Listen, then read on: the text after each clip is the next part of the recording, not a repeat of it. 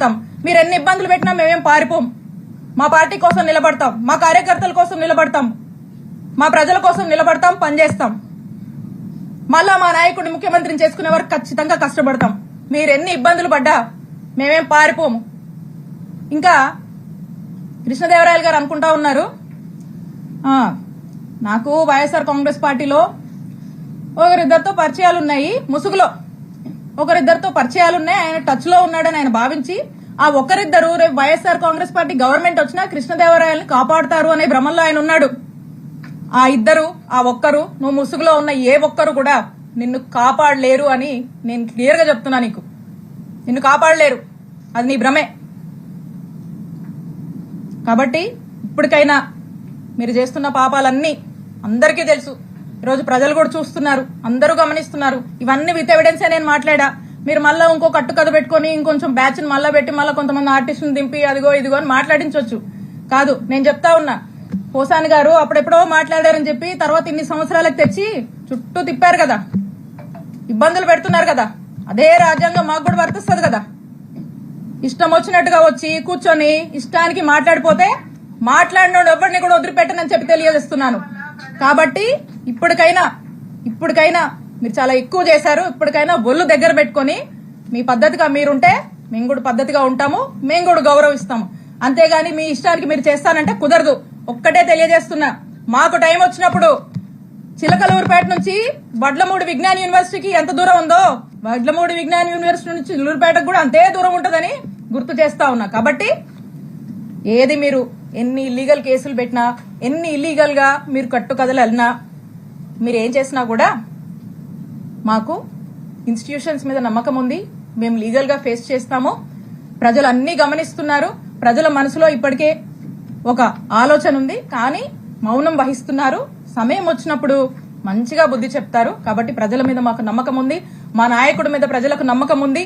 Time వచ్చినప్పుడు ఖచ్చితంగా ప్రజలు మీలాంటి వాళ్లకు, మీలాంటి ఇల్లీగల్ పనులు చేస్తున్నటువంటి ప్రతి ఒక్కరు కూడా బుద్ధి చెప్తారని తెలియజేసుకుంటూ, మరి మీ అందరికి కూడా తెలియజేస్తున్నాను, ప్రతి ఒక్కరు కూడా వీళ్ళ వెనకాల ఉన్న వాళ్ళకి, ఇంకా వీళ్ళ వెనకాల ఉన్న వాళ్ళు అందరూ కూడా ప్రజలకు సరైన సమయంలో బుద్ధి చెప్తారని తెలియజేసుకుంటూ థ్యాంక్ యూ.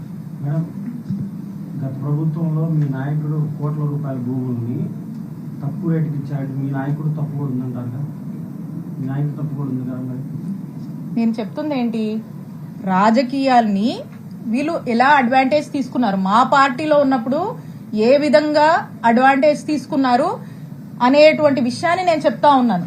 ఇక్కడ తప్పు ఒప్పులు అంటే నేనేమంటున్నాను, కారు చౌక్కి కొన్ని ఎకరాల భూమిని కాజేశారు, తీసుకున్నారు, మా నాయకుడు చుట్టూ తిరిగి ఏ విధంగా అడ్వాంటేజ్ గా ఏ విధంగా లబ్ధి పొందారని చెప్తున్నా. మాకు అలాంటి అవసరాలు లేవు. మేము అలా రాజకీయాల వల్ల లబ్ధి పొందాలనో, రాజకీయాల వల్ల అడ్వాంటేజ్ అవ్వాలనో మేము అనుకోలే. మేము పూర్తిగా ప్రజాసేవ చేయాలనుకుంటాము, నిజాయితీగా వచ్చి సేవ చేయాలనుకున్నాం. మా నిజాయితీయే మా బలం, మా నిజాయితీయే మమ్మల్ని కాపాడుతుంది. మేము నీతివంతులుగా ఒక మంచి పరిపాలన చేశాము. ఆ సర్వీస్ మోటివ్తోనే మేము ముందుకు వెళ్తున్నాం. అది మేము మీకు స్పష్టం చేయాలనుకుంటుంది. రాజకీయాల వల్ల మేము ఏదో ఇదవ్వాలనుకునే ఉద్దేశం మాది కాదు అనేది స్పష్టం చేశాను. అది దాంట్లో భాగంగా నేను మాట్లాడడం జరిగింది. నేను స్పష్టంగా చెప్పాను, విషయాలు చెప్పాను. దాని డీటెయిల్స్ కూడా అఫీషియల్ గానే గవర్నమెంట్ దగ్గర ఉంటాయి. ఇంకా దాని గురించి ఎందుకు చెప్పాను కదా. Yes, next. రాజకీయ నాయకుల మధ్యన మీరు ఎదుర్కోగలుగుతారా? ఇక్కడ ఇద్దరు ముగ్గురు అనేది కాదన్న విషయము. This is about public and public's perception. Public కి తెలుసు, జనానికి తెలుసు, ప్రజలకు తెలుసు మంచి నాయకుడు ఎవరు, ప్రజల సమస్యలను ఆలకించే వాళ్ళు ఎవరు, ప్రజలకు ఏ ప్రభుత్వం మేలు చేయగలుగుతుంది, ఏ నాయకుడు మేలు చేయగలుగుతాడు, ప్రజల మనిషి ఏ నాయకుడు. జగన్మోహన్ రెడ్డి గారంటేనే జనం ఎంతో ఆదరణ, ఎంతో మంది ప్రేమ, అభిమానాలు జగన్మోహన్ రెడ్డి గారికి ఉన్నాయి, మా నాయకుడికి ఉన్నాయి. అతని మీద ఒక నమ్మకం ఉంది. మా నాయకుడు జగన్మోహన్ రెడ్డి గారు అంటేనే క్రెడిబిలిటీ. ఈరోజు ఆ మాట అంటే మాట మీద నిలబడతాడు అనేటువంటి ఒక నమ్మకం ఉంది. అలాంటి నమ్మకం ఉన్నటువంటి మనుషుల కోసం ఆ నమ్ముకున్నటువంటి నాయకుడు ఖచ్చితంగా ఒక మంచి నాయకుడుగా మా నాయకుడికి పేరుంది.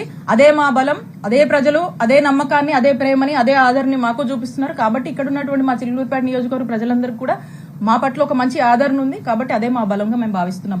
ఇద్దరు కాదు, ముగ్గురు గారు, ఇంకెవరన్నా రాని, ఒకరికి ఇద్దరు ఉన్నారు, ఇద్దరికి ముగ్గురు ఉన్నారు, చూస్తున్నాం కదా రాజకీయాలు. సో కాబట్టి ఏదైనా అయినప్పటికీ ప్రజలకు తెలుసు, they are very smart and they know what is what అనేది. అంటే ఎన్ని సంవత్సరాల తర్వాత బయట పెట్టడానికి కారణం ఏంటి? అంటే లావు మధ్య మీ మధ్య ఇంత విభేదాలు ఉంటే అధికార మీ పార్టీ ఉన్నప్పుడు కానీ ఇప్పుడు కానీ ఇన్ని సంవత్సరాల తర్వాత ఈ రోజు బయట పెట్టడానికి కారణం ఏం చెప్తారు? ఇందాక అదే నా మాటలో చెప్పాను, ఎప్పుడు నేను అనుకునేదాన్ని ఇది నేను మాట్లాడాల్సినటువంటి పరిస్థితి ఎప్పుడు నాకు రాకూడదని నేను అనుకునేదాన్ని. కానీ ఈ రోజు అదే నేను అప్పుడు మా పార్టీ ఇంటిగ్రిటీ కోసం నేను మాట్లాడలా. ఈ రోజు కూడా నేను మాట్లాడాలనుకోలే. నిజంగా దీన్ని నేను మాట్లాడాలనుకుంటే రాజకీయంగా దీని రాజకీయాల కోసం మాట్లాడాలనుకుంటే వారు పార్టీ మారినప్పుడు నేను మాట్లాడి ఉండొచ్చు, కృష్ణదేవరాయ గారు టీడీపీలోకి వెళ్ళినప్పుడు నేను మాట్లాడి ఉండొచ్చు, లేదా మంచి పీక్ ఎన్నికల క్యాంపెయిన్ లో కూడా నేను ఇది మాట్లాడి ఉండొచ్చు. కానీ నేను దీని నుంచి ఎప్పుడు రాజకీయ ఏదో లబ్ధి పొందామనో రాజకీయంగా నాకేదో అడ్వాంటేజ్ అవుతుందనో నేను ఎప్పుడు చూడలే, మాట్లాడొద్దు అనుకున్నా. బికాజ్ అది నా సంస్కారం అది, నేను మాట్లాడొద్దు అనుకున్నాను. కానీ ఈ రోజు మీరు ఈ లెవెల్ కి దిగజారిపోయి పీక్స్ కి చేరుకొని మీరు ఇలా చేస్తున్నప్పుడు నేను మాట్లాడకపోతే తప్పవద్దని భావించి ఈ రోజు నేను నా నోరు విప్పి మాట్లాడాల్సి వస్తుంది. కేవలం ఈ రోజు మీరు చేస్తున్నటువంటి విధానాలు చేస్తున్నటువంటి తీరు నాకు నచ్చక ఇక తప్పదేమో అని చెప్పి మీ నిజ స్వరూపం ప్రజలకు తెలియాలి అనేటువంటి ఉద్దేశంతో నేను ఇదంతా కూడా బయటపెట్టి మాట్లాడడం జరుగుతా ఉంది. మేడం, మీరు అన్నారు కదా చెరుకులూరు పేట నుంచి వడ్లమూడి ఎంత దూరం, వడ్లమూడి ఇప్పుడు వాళ్ళు గతంలో మీరు కేసులు పెట్టారని వాళ్ళు అంటున్నారు, ఇప్పుడు వాళ్ళు పెడుతున్నారని మీరు అంటున్నారు. ఇక్కడ కేసులు అనేది కూడా తప్పుదారి పట్టిపోతున్నాయి కదా, దానిపైన ఏ ఛానల్ అన్నాను ఇది? నీకు కేసులు ఎఫ్ఐఆర్లు చూస్తుంటే కూడా నమ్మకపోతే నేనేం చెప్పాలి చెప్పు? వాళ్ళు అంటున్నారు మీరు అంటున్నారు. కాదు నేను అంటుంది ఏంది? ఎట్లా పడితే అట్లా ఎక్కడ చూపించండి. ఇక్కడ నుంచి మొదలు పెడితే ఇక్కడ నుంచి బత్తిల్ స్టేషన్ అంట, అక్కడ నుంచి పులివెందులు అంట, మళ్ళీ అక్కడ నుంచి ఇటు అనంతపురం తెస్తారు, మళ్ళీ ఇటు కృష్ణా జిల్లా తీసుకెళ్తారు. ఏటెటు తీసుకెళ్తున్నారు? ఎప్పుడన్నా విన్నారా ఇది? BNS 111 సెక్షన్ ఆర్గనైజ్ క్రైమ్ ఎప్పుడన్నా విన్నారా మా టైంలో? మీరు ఇది వినలేదు కదా, మేము చేయలేదు అలాగా. వాళ్ళు చెప్పేదానికి దీనికి పొంతం లేదు అసలుకి. మేమన్నీ ఎఫ్ఐఆర్లు సాక్ష్యాలు ఏం జరుగుతుందో మీరు రెగ్యులర్ గా పాలిటిక్స్ ఫాలో అవుతున్నారు కదా, మీ క్లారిటీ ఉండాలి. లేకపోతే చెప్పండి ఏ కేసు ఏందో మాకు దాని గురించి కూడా కూర్చొని మాట్లాడుకుందాం. కాబట్టి కళ్ళకు కట్టినట్టుగా రెడ్ బుక్ పాలిటిక్స్ ఏ విధంగా రాజ్యం వెళ్తున్నాయి అనేది మనకు స్పష్టం అవుతుంది. ఇంకా కూడా మీకు అర్థమవుతుందంటే you have to update. Yes, next. మీరు ఇప్పుడు అన్నారు కదా నెక్స్ట్ కంపల్సరీగా మా ప్రభుత్వం వస్తుంది, మేము కూడా చూపిస్తామని అంటున్నారు కాబట్టి నేను అంటుంది చూపిస్తామంటే వరుస పెట్టి ఇట్లా చేస్తామని నేను అంటలేదు.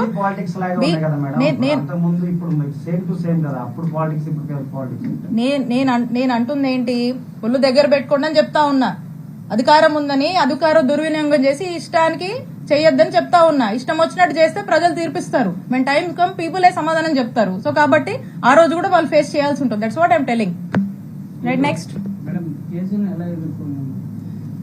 లీగల్ గా మాకు ఇన్స్టిట్యూషన్స్ మీద నమ్మకం ఉంది. ఏదున్నా లీగల్ గా ఫైట్ చేస్తాము, న్యాయ పోరాటం చేస్తాము. మాకు ఒక పార్టీ ఉంది, మా నాయకుడు ఉన్నాడు, వాళ్ళ సపోర్ట్ ఉంది. ముఖ్యంగా ఈ అన్నిటికన్నా మాకు ప్రజల సపోర్ట్ ఉంది. కాబట్టి ఖచ్చితంగా విల్ ఫేస్ ఇట్. ఏం చేస్తారు మా అయితే ఏం చేస్తారు? అరెస్ట్ చేస్తారు, తీసుకెళ్తారు. ఆ తర్వాత ఏం చేస్తారు? చంపరుగా. Will face it.